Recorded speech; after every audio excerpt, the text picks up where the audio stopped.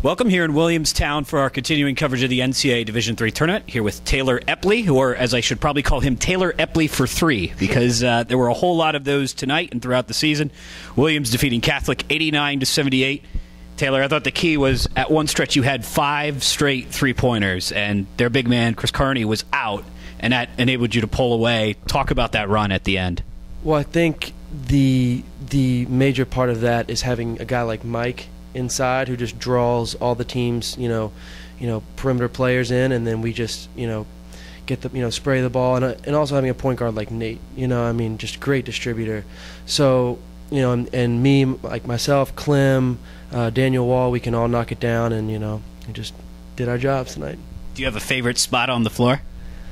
Not really. I like the top. And I guess I'm more comfortable with the right side because that's where I usually stay, but not really.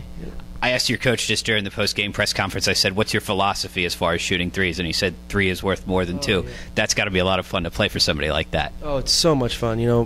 Coach Maker is a complete player's coach. He's always he always tells us, it's okay to take a bad shot, just don't make a bad pass. So he's, as soon as we get that open look from 3, he wants us to put it up. Did you have that green light when you played in high school, or did it take some adjusting? Because some coaches are like, I want to see the extra pass. I want you to look down low. Definitely. I think by, I'd say my senior year in high school, I definitely got that green light, but it was nothing like here. Here it's, you come in as a freshman and you're expected to do big things.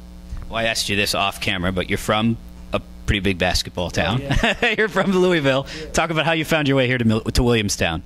Well, I was looking at, like we talked about, good academic schools, low Division I, so I looked at Ivy League and Patriot League, primarily Cornell and Bucknell, and went to their elite camps. And then a guy by the name of Kevin App, one of Coach Maker's first assistants. I just really struck a chord with him at the camps. He coached me on some of the teams at the camps, and he sent me their information, and then the rest is history. This is a recurring story for guys from Amherst and from Williams and from Middlebury and from the other NESCAC schools. I was looking at a Patriot League or an Ivy League team, and I ended up.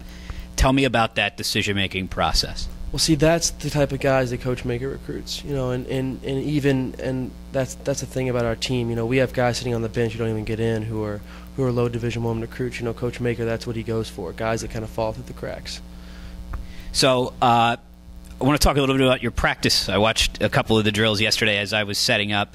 You had 2. You have one where you guys are rotating around the arc and you're calling out different numbers. Is that so that guys will know where people are open for 3? Because you had a lot of situations today where a guy crashes in, and if you're watching your ball, the ball goes flying out to the perimeter, and you're thinking it's going to the bench, and there's a guy standing wide open for 3. Yeah, that's another one of Coach Maker's principles is that unless you have the rebound and it's a wide open putback, look to spray. So what we do is we get the ball, whoever crashes, the rest of the team will rotate to fill that open gap, and it's very effective.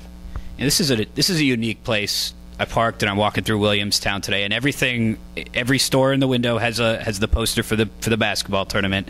Everything's named the Purple Pub or the Purple Cow or the Williamstown this or the this is the textbook definition of a college town. Yeah. You come from Louisville, Kentucky, which is a very different college town. Yes. Talk about what it's like to live and play here. Well, you'd be surprised how similar it actually is. Of course, I'm not on the big level like, right. UK, so there's that difference. But, the community is just amazing in the support. That's why they call it the Purple Bubble, because everyone, there's just so much support from students, from faculty, from the townspeople. It's awesome. Couldn't ask for much better.